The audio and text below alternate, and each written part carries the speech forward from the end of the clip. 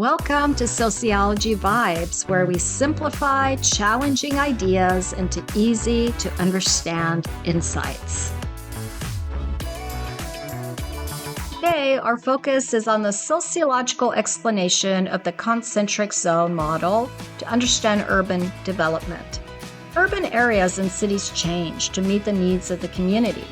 The concentric zone model is a commonly applied model and describes cities as developing in circular zones from inward city centers to outward housing and manufacturing zones. This idea was developed by sociologist Ernest Burgess in 1925, who was part of the Chicago School of Thought in sociology during that time. He and other sociologists who were part of the Chicago School of Sociology studied how neighborhoods were organized in rapidly growing cities in the early 20th century during the industrialization of society and the second wave of immigrants. This wave included immigrants who were escaping poverty and lacked access to resources around the globe, migrated mainly from European countries including Ireland, Italy, and Poland. Burgess explained that a city is shaped by sets of circles that he called zones moving outward from the center. This is just like dropping a rock in a body of water and observing the ripples spread out in circles. Burgess identified 5 zones and observed that in cities, and especially industrialized cities, each zone has a different function and social group. Let's explore how Burgess described these 5 zones. Zone 1 is the Central Business District, or CBD. The CBD is at the heart of the city and includes offices, banks, shopping centers, and government buildings and offices. Zone 1 is where most of the economic activities occur, and it does not include much of residential housing. Think of this as the business area in a downtown area of a large city, including its high-rise corporate and office buildings. Zone 2 is the transition zone just outside of downtown. It includes warehouses and factories, and residential housing includes low-income groups and recent immigrants. Zone 2 experiences rapid change due to redevelopment and construction, constant turnover in residential households, and a mix of both opportunity and instability. In contemporary societies in these residential areas, this is where most gentrification occurs.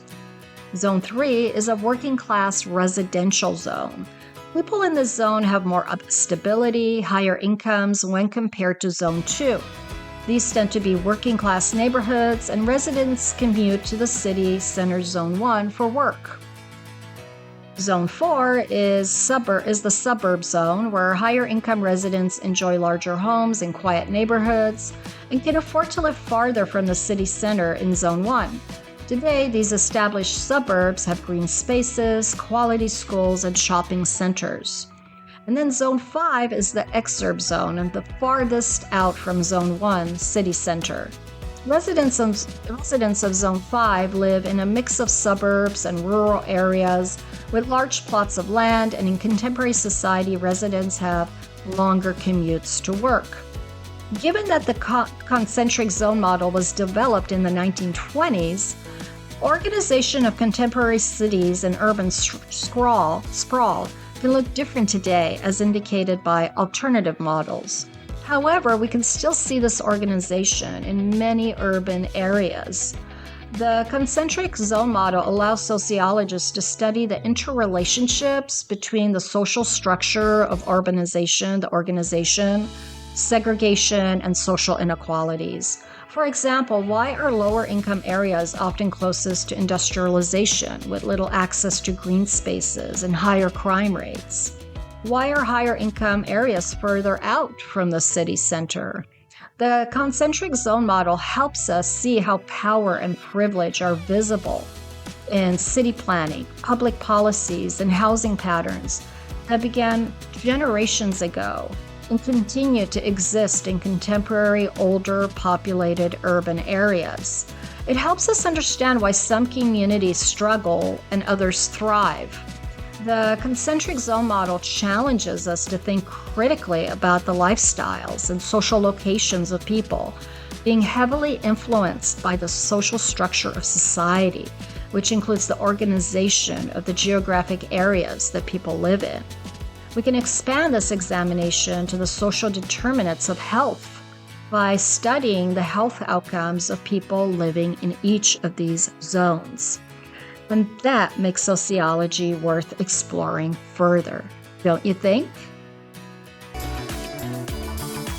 Thank you for watching. Be sure to comment below with your thoughts, questions, or any topics you'd like us to explore next. Let's keep the conversation going and our community growing. See you in the next Sociology Vibes video.